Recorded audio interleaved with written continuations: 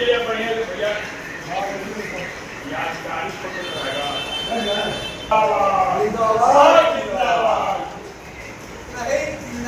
रहे जिंदाबाद रहे जिंदाबाद।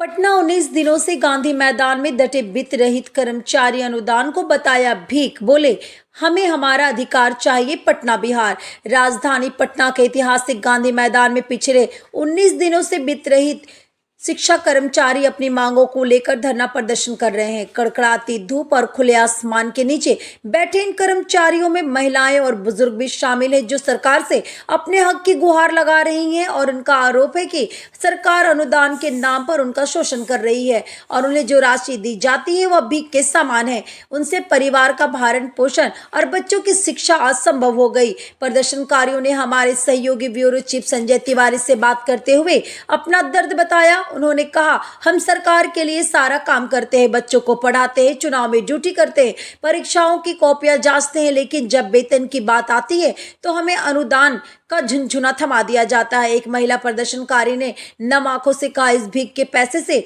हम अपना घर कैसे चलाएं, अपने बच्चों को कैसे पढ़ाएं। हम यहाँ खुले में बैठे हैं, लेकिन सरकार के कानों में जू तक नहीं रेंगती। कर्मचारियों का कहना है कि उन्हें सरकार से अनुदान नहीं बल्कि अपना अधिकार यानी मासिक वेतन नामा चाहिए। वो एक ऐसी स्थानीय नीति की मांग कर रहे हैं जो उनके भविष्य को सुरक्षित कर सके। इस आंदोलन ने एक बार फिर बिहार की वित्त रहित शिक्षा नीति पर गंभीर सवाल खड़े कर दिए। प्रदर्शनकारियों ने मुख्यमंत्री नीतीश कुमार को उनके पुराने वादों में भी याद दिलाया। उन्होंने कहा कि जब नीतीश कुमार विपक्ष में थे तब से इस वित्त रहित नीति को बिहार के लिए कलंक बताते थे और इसे समाप्त करने की पुरजोर वकालत करते थे। उन्होंने लोकसभा से लेकर राज्यसभा तक कई बार आवाज उठाई थी और आश्वासन दिया था कि सत्ता में आने पर वह इस व्यवस्था को खत्म कर देंगे। कर्मचारियों का दर्द है कि 15 सालों के शासन के बावजूद नीतीश कुमार का दिल उनके दर्द को नहीं समझ पाया। प्रदर्शनकारियों ने सरकार के दोहरे मापदंड पर भी सवाल उठाया। उन्होंने बताया कि एक तरफ जहां सरकार ने आंगनबाड़ी सेविकाओं और Madrasa board, Urdu board, Sanskrit board और जीविका जैसे संगठनों के मानदेय को दुगना कर दिया, वहीं दूसरी ओर उनके साथ सौतेला व्यवहार किया जा रहा है। कर्मचारियों ने स्पष्ट किया है कि जब तक सरकार उनकी मांगों को लेकर नहीं मानती और सम्मानजनक वेतनमान देने की घोषणा नहीं करती, तब तक उनका यह अनिश्चितकालीन धरना जारी रहेगा। गांधी मैदान में बैठे इन कर्मचारियों का संघर्ष सरकार की नीतियों और वादों की सत्यता पर एक सीधी चुनौती है।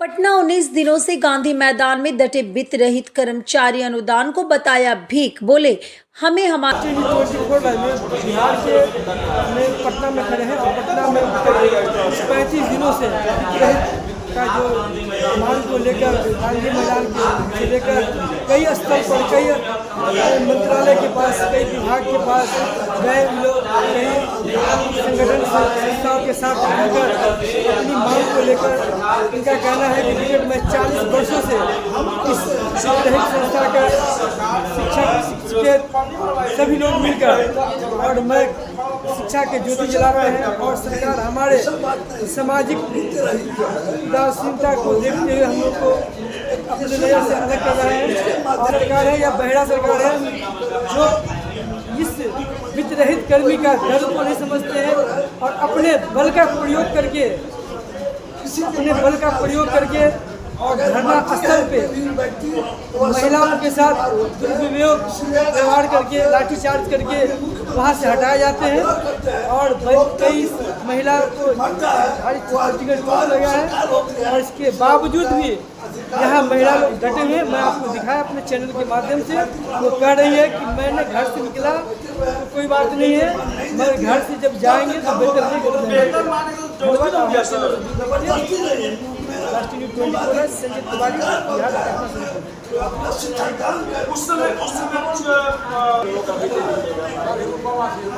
अभी जो एक सभी पत्रकारों द्वारा पूछा जा रहा है कि हम लोगों की बहाली सरकार ने नहीं की, बड़ी अच्छी बात है, लेकिन आप जिस समय से ये संस्था शुरू हुआ है, वित्त रहित संस्थान जो डिग्री, माध्यमिक और इंटर के हैं, वो ऐसे समय से चल रहे हैं जिस समय से सरकार के पास अपनी कोई ऐसी संपत्ति नहीं थी, इंफ्रास्ट्रक्चर ऐसा कुछ नहीं था, सरकार के पास व्यवस्था नहीं थी कि वो शिक्षा दे सके। उस समय ये संस्थाएं खोली गई आमजनों के द्वारा, ये व्यक्तिगत लोगों के द्वारा खोल करके अपनी संपत्ति दे करके जहाँ तक संभव हो सका अपना घर बनाया। उस समय जो सुविधाएं विद्यार्थियों को दी जा सकती थी वो सारी देते हुए उस समय शिक्षा के क्षेत्र में एक नया अलग जगाया और वो इस स्तर पर आ पहुँचा कि हम अभी भी वर्तमान में भी इस तरह के जो विद्यालय हैं वो 60% योगदान देते हैं अभी भी। तो उस समय हमारी क्या भूमिका होगी ये समझ लीजिए, पहली बात।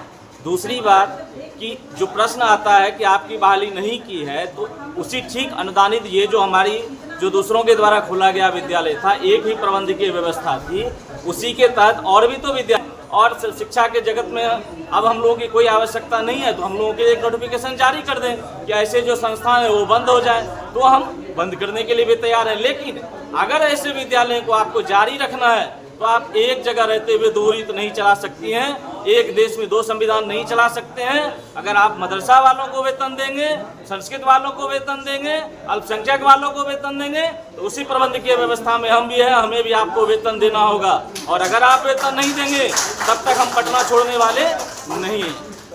वर्क तो आप बिहार सरकार के ही करते हैं, विगत 40 वर्षों से कर रहे हैं, तो आप इस कैसे बोल रहे हैं कि इसको हम बंद कर दें और हम बंद कर देंगे? नहीं, हम बंद करना नहीं चाहते हैं, लेकिन सरकार हमको डिमांड कर रहे हैं। कूटनीतिक दृष्टिकोण से सरकार डायरेक्ट तो बंद करने नहीं कह रही है, लेकिन हम पर इतना दबाव बनाया जा रहा है कि जो अनुदान भी सरकार हमको देती है वह भी इतने लंबे समय तक बकाया रखती है। अगर आपको आपका पारिश्रमिक समय से नहीं मिले तो आपका कैसे समय चलेगा? कहा जाता है कि अगर देर से न्याय भी मिल जाए तो वह अन्याय ही होता है। अगर हमें समय पर पैसा नहीं मिले, भोजन नहीं मिले, आपको जो भी राशि देनी है वह समय पर दीजिए और मासिक रूप से हमारे खाते में दीजिए। आप इसमें सुधार करें, अन्यथा हम लोग अभी गांधीवादी दृष्टिकोण से चल रहे हैं। एक ऐसा समय आएगा कि हम लोग रूप बदलेंगे, लेकिन हमको विश्वास है कि सरकार निश्चित हम लोगों पर विचार करेगी। इसलिए हम लोग 19 दिन से अनवरत लगे हुए हैं और शायद जल्द ही हमारी मांग सुनी जाएगी। धन्यवाद सर, हमारे चैनल। मैडम क्या नाम हुआ आपका? कहाँ से आई हैं आप? अब आज यहाँ बिक रहे थे का जो अनुदान संबंधी यहाँ पर धरना चल रहा है, उसमें क्या आपका सुझाव, क्या डिमांड है, क्या सोच रहे हैं? नीतीश कुमार से कि हम लोग का वेतन मांग करें। और कहाँ से आए हैं सर? इस घटना स्थल पर जो आए हैं, धरना स्थल पर, और ये रूम में यहाँ पर धरना कर रहे हैं, क्या इस रूम से आपका आवाज़ सरकार तक पहुँचेगी? बिल्कुल सर, हमें उम्मीद नहीं, पूरा विश्वास है कि माननीय मुख्यमंत्री महोदय जिस तरह से बिहार में चारों तरफ चौतरफा विकास किया है, ये बात आपके माध्यम से अगर माननीय मुख्यमंत्री के पास पहुँचती है तो माननीय मुख्यमंत्री महोदय जरूर इस पर संज्ञान लेंगे और इस समस्या का समाधान करेंगे। जिस तरह से बिहार के सारे जगहों में, सारे क्षेत्रों में उन्होंने हर तरह से कल्याणकारी कामों को किया है और जो है सारे लोगों का दर्द का जो है हरण किया है, सारे लोगों का दर्द दूर किया है। वित्त का दर्द भी जरूर इस मौसम में हर हाल में पूरा होगा और बहुत जल्द पूरा होगा। आप कैसे उम्मीद करते हैं कि सरकार आपकी बात सुने? जब आप धरना स्थल पर जाते हैं, किसी धरना स्थल पर देते हैं, वहाँ बल प्रयोग करके आपको वहाँ से भगा दिया जाता है। बिल्कुल सर, भगाया जाता है, लेकिन वो अपना काम करते हैं, हम अपना काम करते हैं। हमारा काम है अपने हक के लिए लड़ाई करना और उनके सामने अपनी बातों को रखना। यदि उनको लगता है कि ये बात जो है उनको खटकता है किसी तरह से, वो अपना काम करने लगते हैं, हम अपना काम करते हैं वहाँ, चाहे जिस तरह से भी हो, ये बात उनको मानना ही पड़ेगा। क्या नाम हुआ आपका? मोहम्मद सादिक। कहाँ के रहने वाले? सीतामढ़ी के रहने वाले, दरभंगा जिला में नौकरी करते हैं। काजी अमर डिग्री कॉलेज जाले। किस कॉलेज में है आप? काजी अमर डिग्री कॉलेज जाले। यहाँ क्यों आए हैं?